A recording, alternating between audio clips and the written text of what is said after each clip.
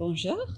Thank you so much to the organizers for the opportunity to be here and for all of you for being here this morning. I thought variation was a lovely theme because genetics is an obvious place to think about how we can actually visualize variation. A classic example of this is Darwin's finches, right? When we talk about mutations, when we talk about change, they're not necessarily negative. Some of our variations may benefit us in one period of life and harm us in another, such as moths that, when more obvious, find better mates, but are also more likely to be eaten, right? So everything that happens in our genes is really also to be interpreted in the context of their various functions. And then this is Darwin's finches, where early on that recognition that there was a difference in beak shape and size that was specific to each bird's diet. And so there really is this interplay between genetics and our overall health. It was a nice opportunity to kind of look at some of the literature of you in the audience and other speakers today. But one of the things that we think about when you go back to the fundamentals of genetics is to also think about what is the cellular basis of a genetic contribution to risk of congenital heart disease.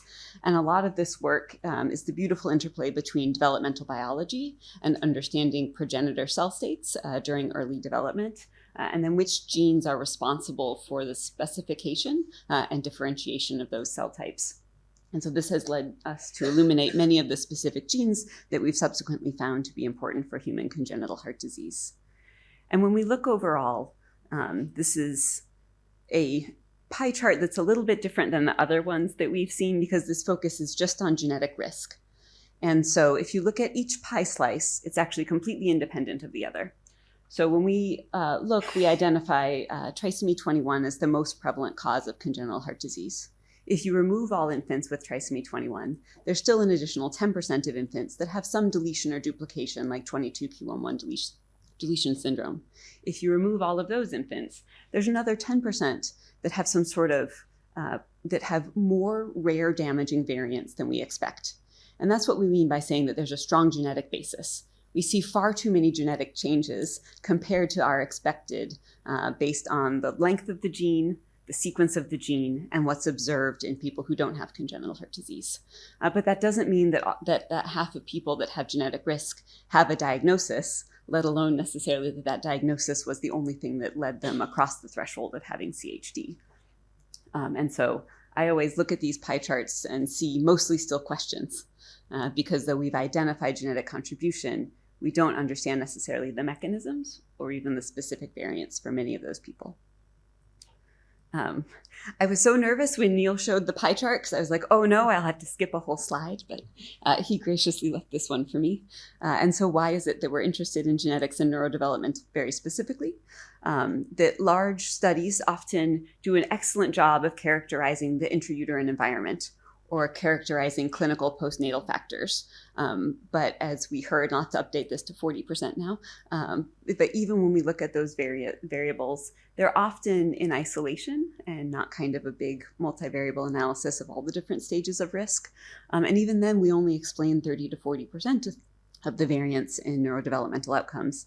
And I think we would all agree that there are many well-characterized genetic diagnoses that contribute significantly to neurodevelopmental differences among humans. We also know that damaging de novos contribute to congenital heart disease risk. If that's in part because of how we study genetic variants. If we focus on families where the parents don't have congenital heart disease and the infant does, we are powered, or we are best able to see those de novo variants. And so that's a lot of what our work has uncovered. And we see the most of those de novo variants in people who also have either a neurodevelopmental delay or disability or have an additional extracardiac anomaly. And so similar to what we've heard before, it's just when the CHD is more syndromic in presentation, we're more likely to find a genetic contribution. And this is what's seen on that pie chart over there. I like this one because it actually shows it doesn't normalize everything to 1, but shows the absolute percentages. And so about 2% of people who don't have CHD have a de novo variant. That rises to about 8% among all of individuals with CHD. But you can see that the individuals with isolated CHD, it's not really more variance than the general population. You really start to see the increased prevalence of genetic variants when you add on neurodevelopmental delay or disability, extra cardiac anomalies, or both. And so that just helps us know as we're designing our studies which cohorts might best illuminate de novo-based risk and where might we see a lower signal. And so the questions that we've kind of asked in our consortium that I'll tell you about has really been to think about how much of the risk for neurodevelopmental differences can be attributable to one gene that leads to the risk for both phenotypes. And so I apologize that the font is small, but the thing that I would just like to add to Neil's lovely discussion is I think there's the opportunity for genetics to contribute to each the risk of an adverse or good outcome at each stage. You could imagine that if you have a gene that alters your seizure threshold, but if you hadn't had cardiac surgery, you never would have uncovered that seizure risk. But all of a sudden, in the setting of hypoxia, in the setting of bypass, in the setting of inflammation, you've now achieved the threshold for seizure in that person. And we know seizures are such an important contribution to later risk. And so I think that though we can separate things as intrinsic or extrinsic, I still think that there's a role for genetics, sometimes common variants that might also be present in the general population, to how each of those clinical or lifetime exposures adds to someone's ultimate neurodevelopmental outcome. There's lovely work done by people in this room, including Johanna and Neil, that has shown that there's a lot of interaction with clinical risk factors.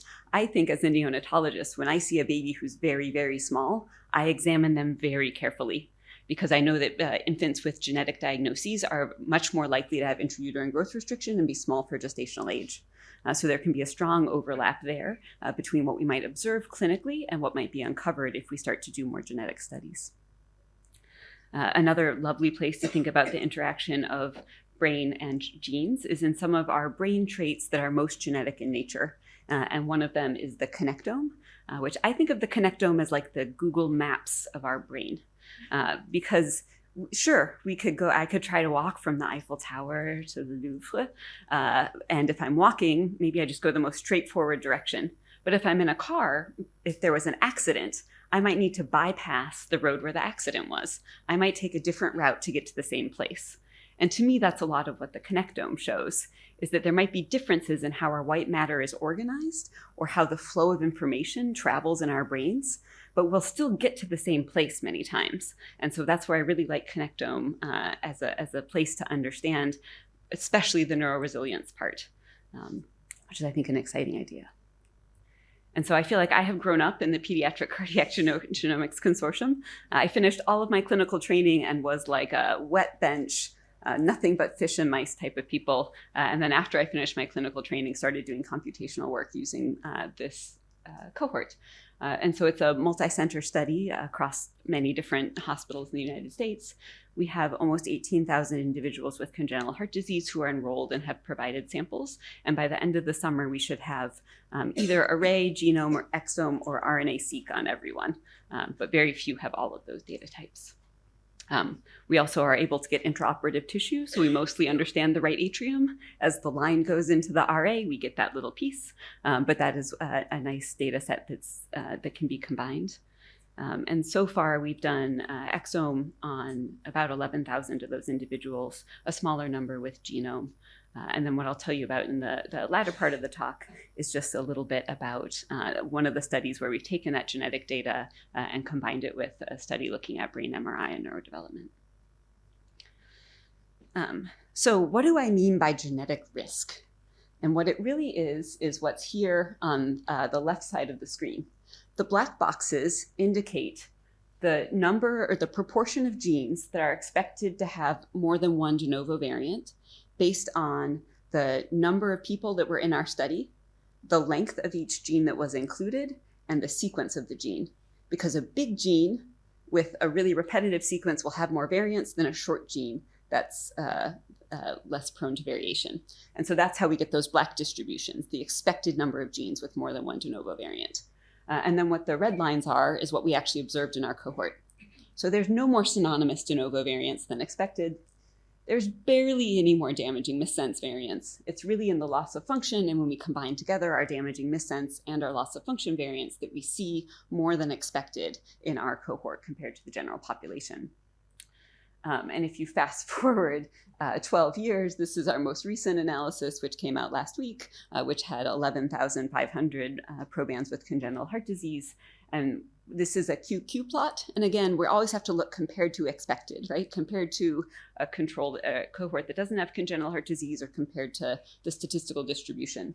And so the red line is if there was exactly the number of predicted variants.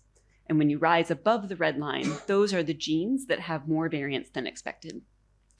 And so you can see with synonymous, there's 3 variants there. And so that's like Titan. It's all these giant genes that just have so much variation. So those are ones that we know would be a false positive if they were to carry forward. And so what you can really focus on is that last one.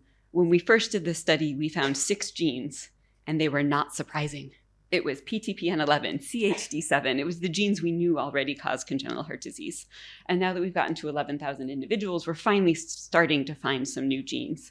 But that took a lot of people and a lot of time. And so that's where these kinds of studies, where we do large amounts of individuals with congenital heart disease, are really nicely complemented by the family-based studies, where we might see a strong phenotype and be able to narrow in on the genetic risk for that family. Because if we look, there's about 138 dominant human congenital heart disease genes, and I think we found about 10 of them this way, and all the rest through family studies. So just to say that though I really like this work, I know it's in the balance of all types of different ways to uncover genetics. So back to neurodevelopment. So this is an updated version of that previous chart, but with our larger cohort now. And so this is, again, now each of the bars is a category. So our unaffected cohort with no CHD, our CHD overall, with and without extracardiac anomalies, and with and without neurodevelopmental delay or disability. And so you can see here that really it's actually the neurodevelopmental delay or disability group specifically that has a higher enrichment for damaging de novo variants than the extracardiac anomalies do. But that's considering all of the genes that we sequence. If you look specifically at different types of genes, and I apologize, there we go, there's the rest of my axes. So we can look specifically at loss of function variants and chromatin modifying genes. So these are the KMT2Ds, the CHD7s, genes that often have a syndromic CHD presentation. And you can see the blue bars are the individuals with neurodevelopmental delay or disability, and the green is without. And you can see for the de novo variants, there is far more likely a chance of having neurodevelopmental delay or disability in the same class of genes for a variant that was de novo compared to one that was transmitted from a parent. And again, the limitation is that almost all of our parents were unaffected with CHD. But still, to think that when we identify these things, what do I think of as the highest risk for neurodevelopment is those de novo variants. And that's in contrast over there to if we just take the known mouse CHD genes as a kind of comparator one to look at. We still do see an enrichment, but 12-fold versus 3-fold is a very different magnitude of risk. And so I would put to you that when we study neurodevelopmental risk factors, we really need to consider a lot of our in utero and postnatal risks. We need to think about our genetic risk and then also our postnatal risk, all in a combined model. And so one place we've started to do that is with sulcal patterns. We heard about sulcal patterns from Johanna a little bit, but they're the sulcal pits. And so those deepest parts of the sulcal pattern are set pretty early in the second trimester. And then why do we get sulci? It's to allow so many neurons to make connections. Because when you're smooth, you only have so much surface area. But that sulcal pattern is really what's allowing the huge number of connections that humans have in their brains. So that's why I like sulcal patterns. It's both we know it has some genetic influence, as well as it really maps to a fundamental part of brain development. And so they also make pretty pictures. And I really like sulcal patterns because you could look at the sulcal patterns of a child who is preverbal and had a sibling with dyslexia. And you could predict whether or not they would go on to develop dyslexia in the future. And so, there's this kind of nice connection with potentially genetic-based neurodevelopmental differences. And so basically what you do is you register each MRI to a reference MRI so that even if your head is shaped a little different than someone else's, they all go onto the same graph, right? So you get a lovely topological graph representation of your brain, and then we can compare all those ribbons. And so that's how we do Sokal pattern analysis. And so when we look at, there's a bunch of different measures in a bunch of different places. And so we break the brain into 5 different regions and look at the left and right side. So you can look at the whole hemisphere, the frontal, temporal, parietal, or occipital lobes. And so those are each of those letters across there. And what you see is that overall, when we looked at this cohort of individuals with hypoplastic left heart syndrome who'd undergone a Fontan, that it was really the left side of the brain that had alterations in the Sokal patterns and not the right side. And in that cohort, those Sokal pattern differences did actually, in a regional way, correlate with outcomes such as processing speed and executive function. Now, when we looked at tetralogy of Fallot, the right side was now altered. And so when we think about substrate delivery, when we think about impact on clinical care course, you could imagine all kinds of different ways. The brain doesn't mature in complete synchrony on the left and right. So it could be that the period of susceptibility is different for when operations happen for TOF versus HLHS. There's many different mechanisms to consider. But kind of regardless of which side it was, the Sokal patterns were important markers of some outcomes. And so that led us to then think about looking at de novo variants in a very directed way in the PCGC. And so we called this the CHD brain and gene study. Our first aim was to compare neurodevelopmental and behavioral health outcomes in children and adults who had damaging de novo variants that were not yet known to be associated with neurodevelopmental disease or disability. So no CHD7, no KMT2D, took out all the known risk factors to try to uncover how much unascertained risk there was from de novo variants. Our primary outcomes were mostly in the academic and intelligence domains, though we also had many secondary outcomes, but the primary outcomes that we were powered for were academic and intelligence. We also, though our primary dichotomous, like our case control, was balanced based on these damaging de novo variants, either having one or not.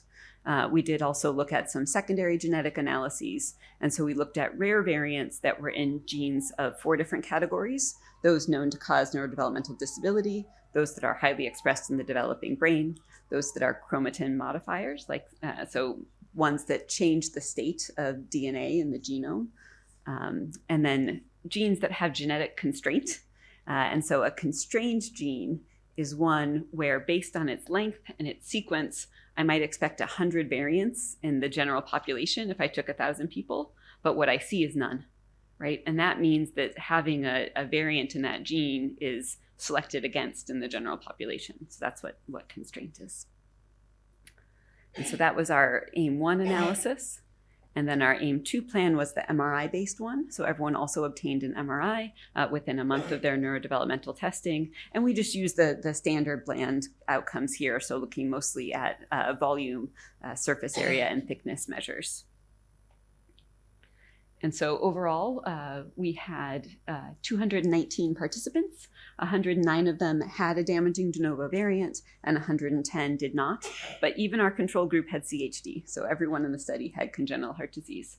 And as was the design, they were specifically balanced for age group, sex, category of CHD, and then we gave here the different diagnoses just for reference, with an ASD or BSD being the most common. But as you know, many people had more than one CHD type present, which is why that adds up to more than 100%. And so when we looked, actually, these de novo variants, after we removed all of those ones that were known to be associated with CHD or with neurodevelopment, actually did not at all contribute. So it was, when I show you the thank you slide, this was like hundreds of people's time for a null result. And so there was actually no big impact on those things. When we did our secondary analysis by CHD or by other gene types, we did see that when we looked at de novo variants that were in chromatin modifying genes that were not yet associated with CHD or neurodevelopmental differences, we did see that those genes were associated with more impairments in verbal comprehension, working memory, and then a higher likelihood of autism by the SRS2 screener. So we did see that group as flagging for risk. similarly to the primary neurodevelopmental outcomes, there were actually no differences in brain volume, cortical area, or some white matter and resting state MRI measures based on case or control. When we did look in secondary analysis, we found that people who possessed a loss of function, so a damaging variant in a gene known to cause a neurodevelopmental gene, did have actually a higher ventricular volume. And so when we say there's more in the ventricles, it's actually saying that there's less brain volume. And we did see a difference also in the white matter diffusivity. And so in conclusion, I think genetic risk in terms of the whole population does contribute to both CHD and neurodevelopmental disorders. The question is, where is it a common variant that's contributing to neurodevelopmental disorders in the presence of CHD? And when is it a single variant that's responsible for both? And I think that when we design studies, it's nice to be able to detect both kinds of risks when possible. That we really need early markers. We know that there are many clinical markers we can use for whom we should make sure to see in our neurodevelopmental follow-up programs, but might there also be brain markers or other markers that could help us identify individuals at highest risk? And that though the presence of a damaging de novo variant was not already associated with the NDD, didn't confer any risk in our cohort, we did uncover associations with other risk categories. But the fun part is not the primary study. That's what you'd already designed 5 years before and then follow through, right? The fun is in sometimes the secondary analyses and being creative with the data. And so though this had an initial limitation, it is actually, as we spoke of before, kind of the high performance. The mean IQ here was 105. These were very high-performing individuals with very severe forms of congenital heart disease. And so I think of this as a great cohort to understand neuroresilience as well. And so we're doing that by looking at connectome in particular, where we do see so many more nodes. We see where the traffic accidents were in the white matter tracks, but there's no association with executive function. So it was a huge amount of adaptability to achieve a very good outcome for those individuals. We're also looking at brain age and the Sokal patterns as well. So thank you all for having me here. This is everyone who participated in that study.